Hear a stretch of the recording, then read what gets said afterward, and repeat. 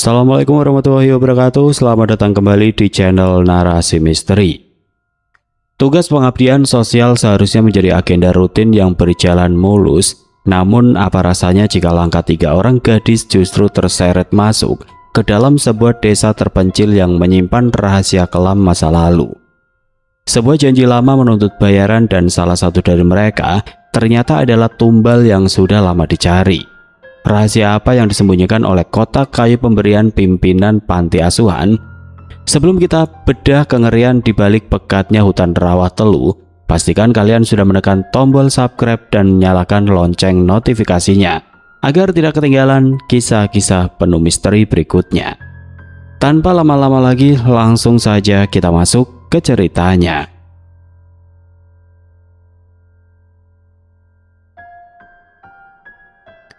Danastri menutup resleting tas ranselnya dengan kasar. Suara tarikan besi itu terdengar nyaring di kamar asrama panti yang sempit.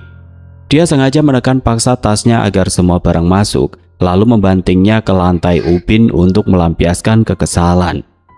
Ini benar-benar seenaknya sendiri. Katanya kita berangkat lusa. Kenapa mendadak jadwalnya dimajukan hari ini? Baju-bajuku di jemuran belum kering semua. Gerutu Danastri sambil berkacak pinggang menatap kedua temannya. Sasmita yang sedang melipat jaket mencoba menenangkan. Ya mau bagaimana lagi, Nas? Katanya mobil jemputan dari desa sudah terlanjur datang ke asrama.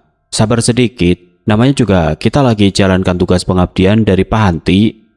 Iya, Nas, daripada kita terus mengomel lalu dimarahi Suster Purwanti, timpal Anjani dari atas ranjang susun. Pintu kamar berdiri terbuka sebelum Danastri sempat membalas. Suster Purwanti berdiri tegak di ambang pintu, wajahnya kaku, matanya menatap ketiga gadis itu bergantian, lalu berhenti tepat pada Danastri. Perempuan parubaya berseragam panti itu berjalan mendekat dan menyodorkan sebuah kotak kayu kecil seukuran telapak tangan. Bawa ini untuk berjaga-jaga, jangan banyak tanya, bawa saja, kata Suster Purwanti, nada suaranya datar namun terdengar memaksa. Danastri mengerutkan dahi. Dia paling benci hal berbau mistis. Tapi melihat raut wajah Suster Purwanti yang enggan dibantah, Danastri menyambar kotak kayu itu dengan malas. Daripada urusan berlarut-larut dan mereka dimarahi, lebih baik dia iakan saja. Danastri langsung memasukkan benda tersebut ke bagian paling bawah ranselnya tanpa bertanya macam-macam. Setelah berpamitan singkat, mereka bertiga masuk ke dalam mobil kijang tua yang disopiri oleh Kang Pardi. Perjalanan darat dari Jakarta menuju pedesaan memakan waktu sangat panjang. Duduk berjam-jam membuat punggung terasa remuk. Bau bensin campur pengharum ruangan beraroma jeruk nipis membuat perut Anjani sempat mual di jam pertama. Semakin jauh mobil melaju, pemandangan gedung perlahan menghilang, berganti deretan pepohonan rimbun. Jalan aspal mulus berubah menjadi tanah berbatu. Suara mesin mobil Kang Pardi meraung keras saat terpaksa melewati jalan menanjak. Udara di dalam mobil perlahan terasa lebih dingin, membuat Sasmita dan Anjani segera merapatkan jaket ke tubuh mereka. Aduh, jalanan rusak parah begini bikin pinggang mau copot, keluh Kang Pardi sambil memutar kemudi dengan susah payah menghindari lubang besar. Memangnya desa tempat kita mengabdi masih jauh ya, Kang? Tanya Anjani yang duduk di kursi tengah. Masih jauh sekali, Neng. Kita harus tembus hutan jati di depan sana. Kalau langsung dipaksa lanjut ke Rawa Telu malam ini, mobil saya tidak kuat. Belum lagi bahayanya, gelap dan jalannya parah. Kita harus menginap semalam dulu di rumah singgah. Besok pagi baru lanjut jalan kaki ke sana. Jelas Kang Pardi.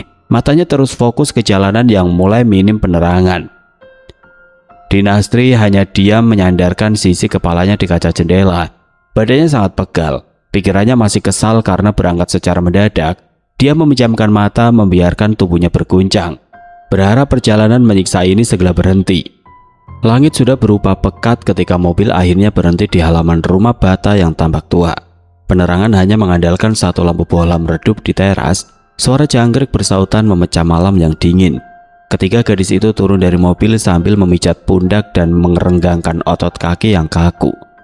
Kang Pardi membantu menurunkan barang bawaan mereka dan memanggil pemilik rumah dari halaman rumah.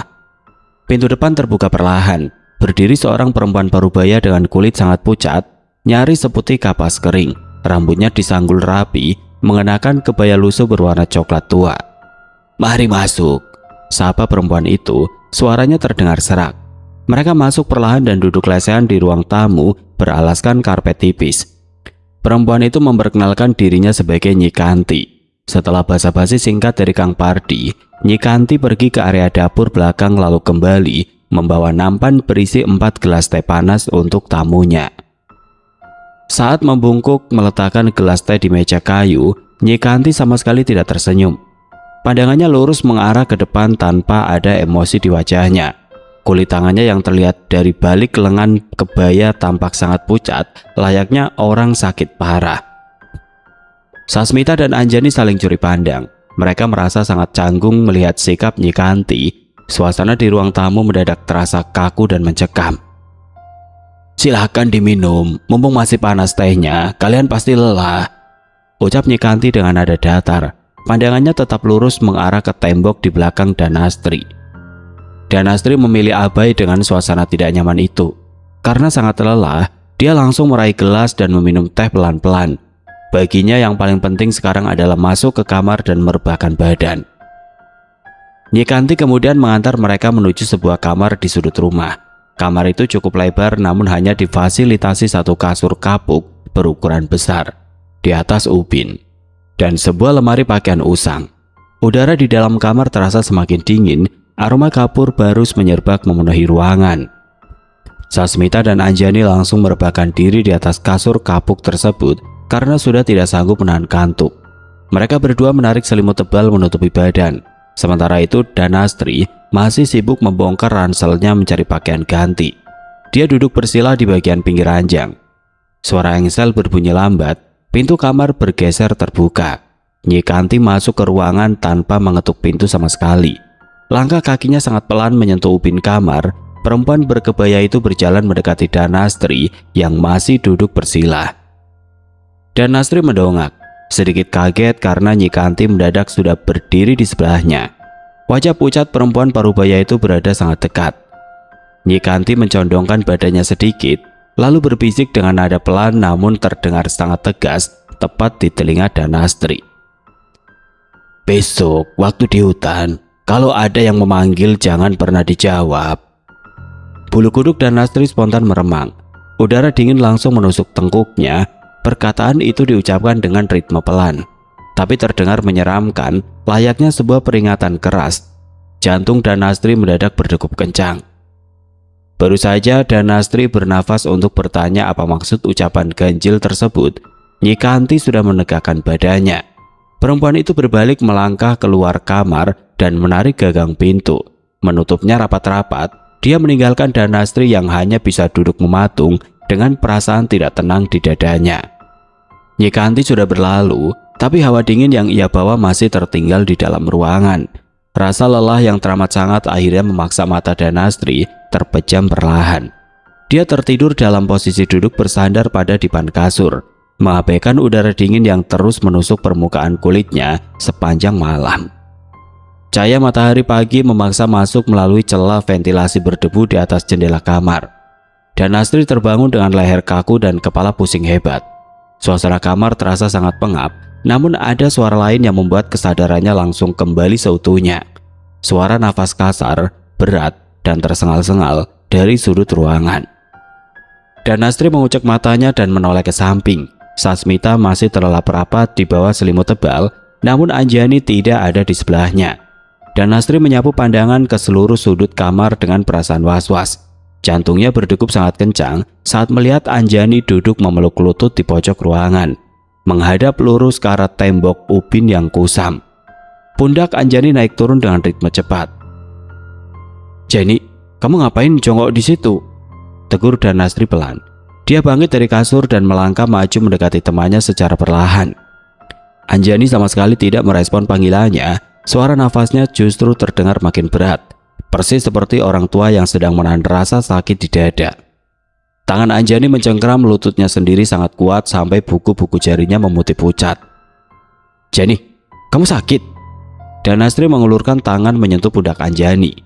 Seketika itu juga kepala Anjani menoleh patah-patah ke belakang. Urat-urat di lehernya menonjol keluar seperti menahan beban berat. Matanya melotot tajam menatap Danastri. Bola matanya memerah pekat dan rahangnya mengatup rapat. Danastri tersentak mundur. Tubuhnya gemetar hebat melihat raut wajah temannya yang berubah sangat buas dan asing. Dari mulut Anjani yang sedikit terbuka keluar suara berat parau milik laki-laki tua yang membentak sangat keras. "Semua ini gara-gara kamu. Mati kamu, Tumyam." Bentakan itu menggema di seluruh ruangan kamar. Sasmita langsung terbangun gelagapan karena kaget melihat temannya meracau dengan suara laki-laki tua dan raut wajah menyeramkan. Sasmita dan Danastri menjerit sejadi-jadinya. Mereka berdua beringsut mundur sampai punggung mereka merapat ke tembok kamar. Keringat dingin mengucur deras dari dahi Danastri. Kakinya lemas, tidak bisa berdiri tegak. Anjani mulai meronta keras, memukuli lantai Upin dengan kedua telapak tangannya sambil terus menggeram marah.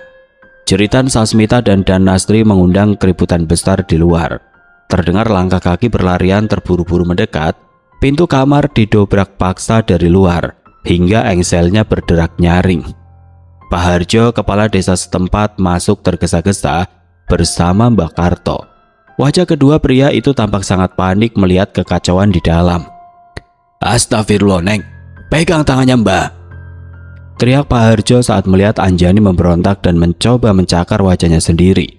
Mbak Karto langsung menerjang maju dan menahan kedua lengan Anjani sekuat tenaga. Pak Harjo merengkuh dan menahan kakinya. Tenaga Anjani mendadak menjadi sangat besar, jauh melebihi ukuran tubuhnya yang mungil. Ia terus menggeram, meludah dan meronta-ronta, berusaha menggigit tangan Mbah Karto yang memegangi pundaknya. "Bawa langsung ke rumah Mbak Dipo, cepat bantu angkat," seru Pak Harjo sambil susah payah mengangkat bagian bawah tubuh Anjani. Mereka berdua membopong tubuh Anjani keluar kamar dengan susah payah. Danastri dan Sasmita bergegas mengikuti dari belakang sambil menangis terisak. Tidak tahu harus berbuat apa. Sepanjang jalan setapak berbatu menuju ujung desa, Anjani terus meronta liar dan mengucapkan kata-kata kasar dalam bahasa daerah yang sama sekali tidak dipahami oleh Danastri. Sesampainya di sebuah rumah berdinding anyaman bambu, Pak Harjo langsung membawa Anjani masuk melewati pintu depan. Rumah itu milik Mbak Dipo, orang tua yang sangat dihormati warga sekitar karena paham menyembuhkan orang sakit. Di ruang depan, tubuh Anjani dibaringkan paksa di atas tikar pandan. Pak Harjo dan Mbak Karto masih menindih dan memegangi pergelangan tangan serta kaki Anjani erat-erat. Karena gadis itu tidak berhenti melawan. Mbak Dipo keluar dari ruang dalam. Laki-laki tua renta berpakaian serba hitam itu berjalan tenang menghampiri Anjani. Dia sama sekali tidak merapal mantra panjang atau melakukan gerakan aneh.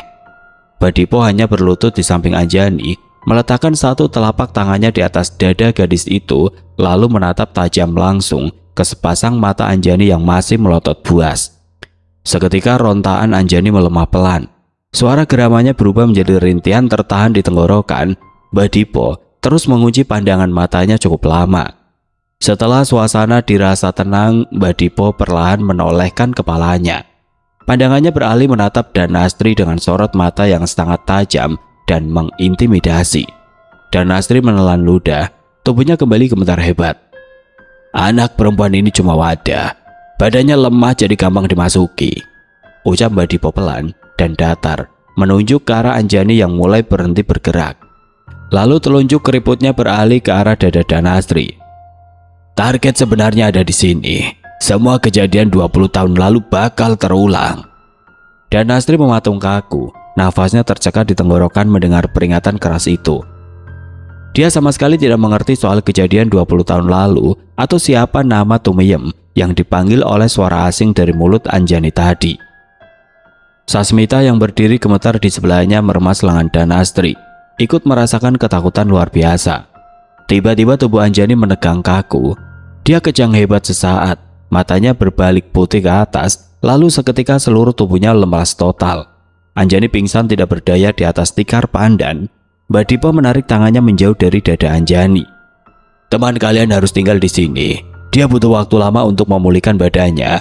Biar saya dan istri saya yang merawatnya," kata Mbak Dipo tegas kepada Pak Harjo.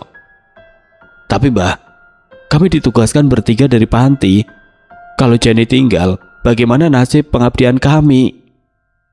isak Sasmita dengan wajah sembah penuh air mata. "Nyawanya jauh lebih penting dari urusan kalian. Kalau dia dipaksa ikut masuk ke sana, dia tidak akan pernah selamat." Potong Badipo tanpa memberi ruang untuk dibantah sedikit pun. Danasri dan Sasmita menangis berpelukan. Hati mereka hancur melihat sahabat karib mereka terbaring pucat pasi, tapi mereka sadar ucapan Badipo benar adanya. Tugas dari panti asuhan harus tetap berjalan. Mereka tidak bisa menolak perintah Suster Purwanti. Dengan langkah gontai dan perasaan hancur, mereka berdua berjalan kembali ke rumah singgah untuk mengemas semua barang bawaan. Di halaman depan rumah singgah, dua warga lokal bernama Pak Legiman dan Jatmiko sudah bersiap menunggu mereka. Dua pria itu yang ditugaskan menjadi pemandu jalan selanjutnya karena akses kendaraan benar-benar terputus. Perjalanan menuju desa Rawatelu harus dilanjutkan dengan berjalan kaki membelah hutan lebat. Danastri menggendong tas ranselnya yang berat. Ia menatap ke arah rimbunya pepohonan besar di batas desa, membuang nafas panjang lalu memantapkan langkah mengikuti Pak Legiman dan Jatmiko masuk ke rimbunya pepohonan. Danastri berusaha keras menepis rasa takutnya. Perjalanan membelah hutan pada malam hari terasa sangat menyiksa fisik dan mental. Hanya bermodalkan cahaya senter dari tangan Pak Legiman dan Jatmiko yang berjalan di barisan paling depan, mereka berempat berjalan beriringan. Jalan setapak yang mereka lewati penuh dengan akar pohon beringin berukuran besar, membuat langkah kaki harus selalu hati-hati agar tidak tersandung jatuh. Udara malam berembus amat dingin menusuk tulang, menembus lapisan jaket tebal yang Danastri kenakan. Sesekali terdengar lengkingan suara burung hantu dan gesekan daun yang berayun ditiup angin, menambah suasana mencekam di sekeliling mereka. Sudah 2 jam lebih mereka berjalan tanpa henti. Sasmita yang berada tepat di belakang Danastri mulai melambatkan langkahnya. Wajah sahabatnya itu terlihat gelisah, kakinya menyilang rapat sambil terus memegangi perut bagian bawah. "Nas, berhenti sebentar ya. Aku beneran udah kebelet kencing. Dari tadi kutahan rasanya mau tembus," bisik Sasmita dengan wajah memelas ke arah Danastri. Danastri membuang nafas panjang, kepalanya mendadak pening menghadapi permintaan ini. "Aduh San, ini di tengah hutan begini masa mau kencing? Tahan sedikit lagi bisa ya? Bentar lagi kita pasti sampai desa." "Beneran udah di ujung Nas. Bentar aja, aku cari semak di sana. Kamu tunggu di sini," balas Sasmita memohon setengah merengek. Mendengar percakapan tertahan mereka, Pak Legiman menoleh ke belakang dan menghentikan langkah kakinya. "Ya sudah Neng, kencing di balik semak tebal sebelah kiri itu saja. Tapi permisi dulu, jangan jauh-jauh. Kami tunggu di depan sini," ucap pria tua itu sabar. Sasmita segera berlari kecil menuju balik semak tebal yang ditunjuk Pak Legiman.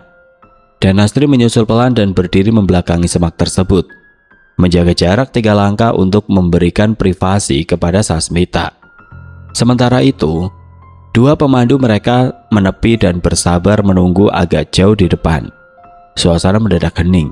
Suara jangkrik yang sedari tadi bersahutan amat ramai tiba-tiba berhenti total saat Danastri berdiri mematung, memegang senternya. Telinganya menangkap suara langkah kaki bergerak menginjak dedaunan kering tepat di belakang tubuhnya. Langkah itu pelan, berat, dan makin lama makin mendekat ke arah punggungnya. Bulu kuduk Danastri meremang hebat.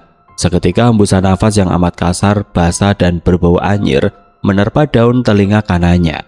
Nafas itu berada sangat dekat, nyaris menempel di lehernya. "Yam, gimana rasanya pulang?" Suara parau dan berserak itu berbisik pelan, memanggil nama asing yang sama persis dengan teriakan kemarahan dari mulut Anjani tadi pagi. Jantung Danastri seakan berhenti berdetak, tubuhnya kaku seketika. Tiba-tiba sebuah telapak tangan raksasa bersuhu sedingin es balok mencengkeram pundak kirinya dengan teramat kuat. Ukuran tangan itu jelas bukan milik manusia normal. Jari-jarinya yang tebal menekan tulang selangkah dinasti hingga ia meringis kesakitan. Pikiran Danastri langsung melayang pada pesan peringatan Nyikanti semalam. "Besok waktu di hutan, kalau ada yang memanggil jangan pernah dijawab." Dengan mata terpejam rapat dan nafas memburu panik, Danastri mengumpulkan seluruh sisa tenaganya. Ia mengayunkan tangan kanannya menepis cengkeraman tangan raksasa itu sekuat mungkin ke udara bebas. Begitu pundaknya terlepas dari genggaman dingin itu, Dhanastri langsung berbalik arah dan menyambar lengan Sasmita yang baru saja selesai mengancingkan resleting celananya. "Ayo lari, cepat!" teriak Dhanastri panik sambil menarik paksa sahabatnya. Mereka berdua berlari tunggang langgang menyusul Pak Legiman dan Jatmiko tanpa berhenti menoleh ke belakang sama sekali. Nafas Dhanastri dan Sasmita memburu hebat. Dada mereka naik turun dengan cepat saat langkah kaki mereka akhirnya berhenti di depan sebuah bangunan besar beratap joglo. Mereka berempat telah sampai dengan selamat di Balai Desa Rawatelu. Halaman balai desa itu amat sepi dan hanya diterangi lampu pijar kuning yang redup di bagian teras. Pak Legiman meletakkan barang bawaan gadis-gadis itu di lantai semen. "Bapak pamit pulang dulu. Kalian istirahat di dalam sini saja. Kuncinya ada di bawah keset depan pintu. Besok pagi baru temui kepala desa," ucap Pak Legiman singkat. Jatmiko yang sedari tadi banyak diam berjalan mendekati Sasmita seolah ingin membantu memindahkan tas ransel. Pria muda itu sengaja menyenggol bau Sasmita cukup keras. Sasmita baru saja membuka mulut ingin melayangkan protes, namun Jatmiko dengan gerakan teramat cepat memasukkan secari kertas lipat ke dalam saku celana Sasmita. Jatmiko menatap mata Sasmita lekat-lekat dengan isyarat tajam agar ia tutup mulut, lalu segera berbalik pergi menyusul Pak Legiman menembus jalanan desa yang sunyi senyap. Sasmita meremas saku celananya, menyimpan rapat-rapat kebingungannya sendiri. Keesokan siangnya sinar matahari terasa cukup terik menyengat kulit. Karena persediaan makanan habis, Dhanastri dan Sasmita memutuskan berjalan kaki mencari warung terdekat dari balai desa. Mereka menemukan sebuah warung sederhana berdinding papan yang dijaga oleh seorang ibu parubaya bernama Yukarni. Kebetulan warung itu sedang sepi pembeli. Sambil membuatkan 2 gelas teh manis pesanan mereka, Yukarni mulai mengajak mengobrol santai dari balik meja dagangannya. "Kalian ini orang-orang dari kota ya? Kok berani sekali datang ke desa ini, Neng? Di sini warganya susah cari makan. Panen gagal terus. Hewan ternak juga banyak yang mati mendadak kena penyakit aneh," celetuk Yukarni sambil menyodorkan gelas teh panas ke atas meja berbalut taplak plastik. Sasmita mengernyitkan dahi keheranan. "Gagal panen kenapa, Bu? Bukannya tanah di pedesaan sini biasanya subur sekali untuk bertani?" Yukarni melongo keluar warung, memastikan keadaan aman, lalu merendahkan suaranya setengah berbisik. 20 tahun lalu ada bayi perempuan yang lahir pas dari Selasa Wage. Di desa ini bayi yang lahir pada hari itu sudah diikat janji untuk dijadikan tumbal penunggu desa yang gaib. Tapi ibunya merasa kasihan dan nekat membawa kabur bayinya keluar dari desa ini diam-diam. Dhanastri meletakkan gelas tehnya perlahan. Ujung jemarinya mulai gemetar pelan mendengar alur cerita tersebut. Karena tumbalnya lepas, penunggu desa mengamuk besar. Warga menderita kerugian besar setiap tahun. Ibunya si bayi akhirnya tertangkap saat mencari bantuan di desa seberang, lalu dibawa pulang dan dipasung oleh warga di pinggir hutan sampai mati kelaparan sebagai gantinya, lanjut Yukarni dengan wajah prihatin. Belum sempat Dhanastri merespon cerita menyayat hati itu, seorang pria tua bertubuh tegap, berbalut surjan lurik hitam tiba-tiba masuk ke dalam warung. Wajahnya garang dan penuh kerutan usia. Pria itu adalah Ki Rekso, sesepuh desa Rawatelu. "Karni, jaga mulutmu itu. Berani-beraninya kamu bahas urusan masa lalu di depan orang luar," bentak Ki Rekso dengan suara menggelegar penuh amarah. Yukarni langsung menunduk ketakutan. Badannya gemetar mundur menempel dinding dan bibirnya terkunci rapat. Ki Rekso menatap tajam ke arah Dhanastri dan Sasmita bergantian dengan dada membusung. Lalu melangkah keluar meninggalkan warung diiringi dengusan nafas kasar. Tubuh Dhanastri merosot lemas di kursi kayu panjang. Keringat dingin membasahi seluruh punggungnya, dadanya terasa sesak seolah kehabisan udara bersih. Semua teka-teki ganjil sejak ia berangkat kini merangkai satu kesimpulan yang amat mengerikan. Tanggal lahirnya di surat panti asuhan bertepatan persis dengan hari Selasa Wage. Nama aslinya sebelum diganti secara resmi oleh panti asuhan adalah Tumiyam. Ibu pucat yang menyambutnya di rumah singgah semalam adalah Arwah Nyikanti, perempuan malang yang rela dipasung hingga mati demi menyelamatkan anak kandungnya. Dan kengerian paling memukul batinnya, kotak kayu yang diberikan oleh Suster Purwanti ternyata alat pengikat gaib. Benda celaka itu sengaja dititipkan kepadanya agar penunggu desa bisa melacak dan menariknya kembali ke tempat kelahirannya. Panti asuhan secara sadar sengaja mengirimnya jauh-jauh ke Rawatelu, hanya semata-mata untuk menyerahkan dirinya sebagai bayaran tumbal yang lama tertunda. Dan Nasri menutupi wajahnya dengan kedua telapak tangannya. Menyadari kini nyawanya dan sahabatnya benar-benar di ujung maut, dan Nasri langsung menarik pergelangan tangan Sasmita dengan kasar. Sasmita terkejut dan nyaris tersandung kaki meja warung. "Nas, kamu kenapa? Tangan aku sakit tahu," protes Sasmita kebingungan melihat sahabatnya mendadak menangis gemetar. "Kita harus pergi dari sini sekarang juga, San. Ayo cepat," seru Danastri sambil terus menyeret tangan Sasmita keluar dari warung Yukarni. Danastri abai pada cuaca terik siang itu. Ia berlari sekencang mungkin menebus jalanan desa berdebu. Pikirannya benar-benar kacau balau. Sasmita yang belum sepenuhnya paham situasi hanya bisa ikut berlari sambil mengatur nafas yang memburu. Begitu sampai di depan balai desa, Danastri mendorong daun pintu dan melangkah tergesa-gesa menaiki anak tangga menuju kamar mereka di atas lantai. Sesamanya di dalam kamar, Danastri merampas tas ranselnya dan membuka resleting lebar-lebar. Tangannya bergerak amat cepat, memasukkan baju, celana, dan barang-barang apa saja yang bisa dia raih. Semua dijejalkan berantakan. Keringat dingin terus mengucur deras dari dahi Danastri. "Nas, kamu kenapa menangis terus? Kirkso tadi bicara apa sampai kamu ketakutan begini?" tanya Sasmita panik. Dia mulai ikut memasukkan barang-barangnya ke dalam tas ransel, terbawa suasana genting. "Ceritanya panjang, San. Nanti saja aku jelaskan kalau kita sudah aman di perjalanan. Pokoknya kita harus kabur dari desa ini sebelum matahari terbenam. Panti asuhan sengaja menjebak kita," jawab Danastri dengan suara bergetar parah. Sasmita mengangguk cepat. Ia sadar ada bahaya besar mengancam nyawa mereka berdua. Hanya butuh waktu amat singkat bagi mereka untuk mengemasi semua pakaian. Danastri menggendong tasnya erat-erat. Disusul Sasmita yang berjalan rapat di belakangnya. Mereka berdua melangkah tergesa-gesa keluar kamar, berjalan menyusuri selasar menuju ujung tangga penghubung lantai atas dan ruang utama. Danastri memegang pagar semen dengan telapak tangan basah. Ia melangkah turun terburu-buru. 1, 2, 3 anak tangga dilewati. Namun saat baru menuruni separuh jalan, langkah Danastri terhenti mendadak. Kakinya seakan tertancap kuat pada pijakan. Matanya membelalak lebar melihat pemandangan amat mengerikan di ruang bawah. Jantungnya berdegup gila-gilaan, memompa darah ke seluruh tubuh hingga kepalanya pusing. Di ujung bawah tangga berdiri sosok gendruwo. Wujud makhluk gaib itu amat nyata dan menakutkan. Tubuhnya sangat besar dan menjulang tinggi, nyaris menyentuh atap balai desa. Sekujur tubuh raksasa itu dipenuhi rambut hitam legam yang sangat lebat, kaku dan kasar. Ujung rambut berantakan itu menjuntai panjang ke bawah sampai menyapu ubin semen. Genderuwo itu mendongak perlahan ke arah Danastri.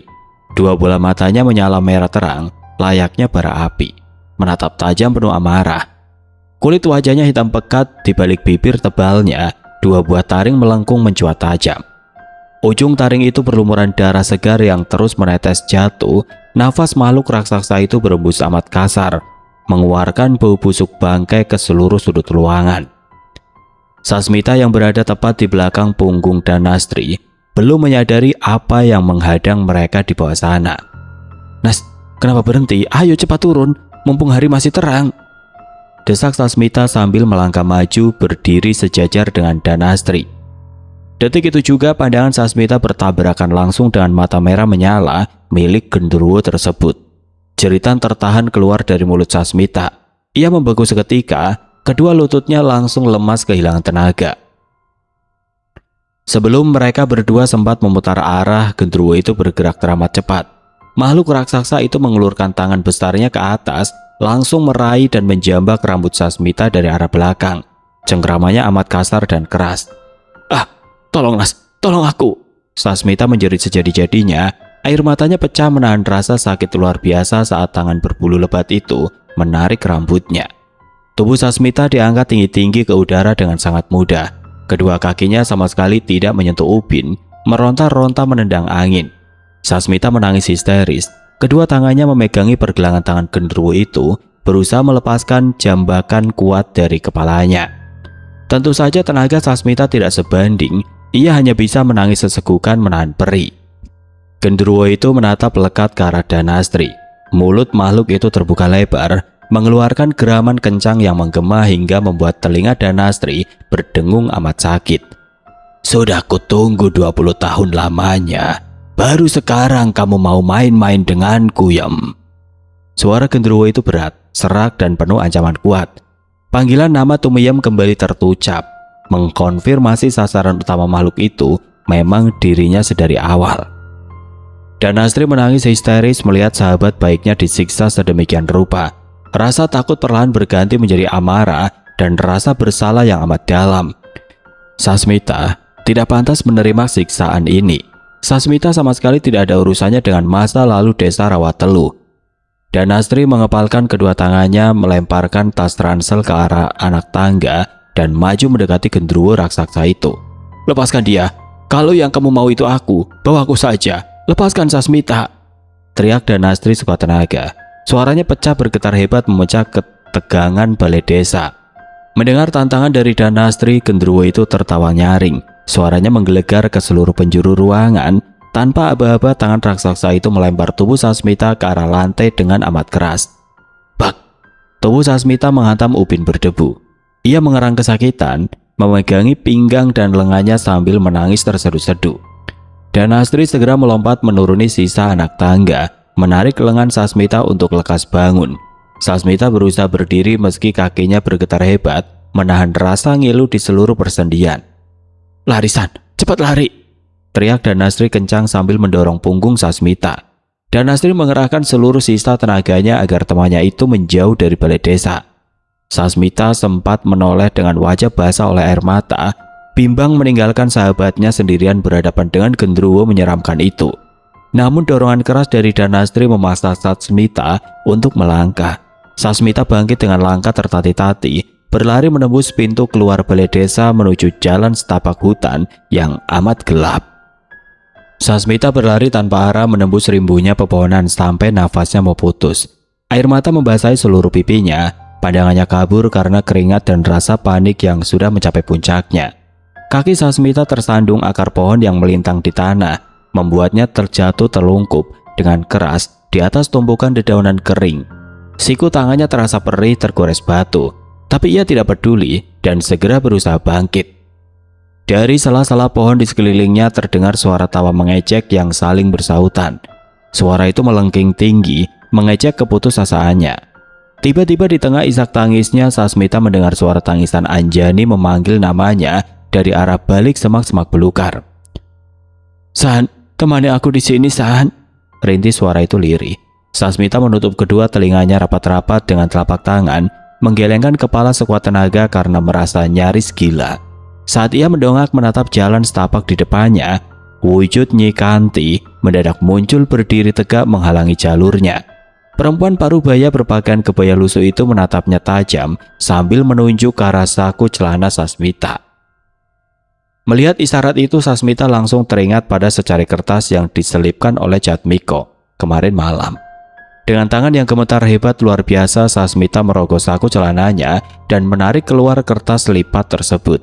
Ia membukanya dengan susah payah di tengah terpaan angin malam. Dengan nafas tersengal-sengal dan keringat dingin bercucuran membasahi sekujur tubuhnya, Sasmita membaca tulisan beraksara Jawa yang tertera di kertas itu. Ia mengeja setiap bait kalimat tawar-menawar gaib dengan suara bergetar ketakutan yang teramat sangat. "Ing jagat lelembut, nyuwun pengasih, tak tawarno awak kanggo pulih saka kebutekan pikir. Pulihno kanggo bagian awak sing kok pingin. Saiki aku Sasmita nimbali awakmu kanggo rembug." Begitu kalimat mantra itu selesai diucapkan dengan suara gemetar, suasana hutan mendadak menjadi senyap total. Suara jangkrik dan angin berhenti seketika. Lalu dari balik batang-batang pohon besar, sekumpulan makhluk gaib bermunculan mengepungnya dalam wujud yang sangat jelas di bawah temaram cahaya malam. Di sebelah kiri berdiri sesosok pocong dengan kain kafan kotor kecoklatan yang dipenuhi noda tanah, serta bagian wajah yang hancur membusuk. Di dekat semak berdiri wewe gombel dengan tubuh tinggi besar dan payudara keriput yang menjuntai panjang ke bawah perutnya. Tidak jauh dari situ, sesosok kuntilanak berwajah pucat pasi menatapnya tajam dengan mata yang terus meneteskan darah segar. Muncul pula perempuan dengan separuh badan bawah berwujud ular besar, bersisik hijau melingkar di atas tanah, serta seorang kakek-kakek tua renta dengan janggut dan bahu dipenuhi bulu putih. Terakhir, di antara kerumunan makhluk itu, arwah Anjani berdiri kaku menatap Sasmita dengan raut wajah sangat sedih dan pucat pasi. Nyi Kanti melangkah mendekati Sasmita, menatap gadis itu dengan sorot mata penuh rasa iba. "Dia minta suaramu," ucap Nyi Kanti pelan, menunjuk ke arah sekumpulan makhluk gaib yang menunggu keputusan.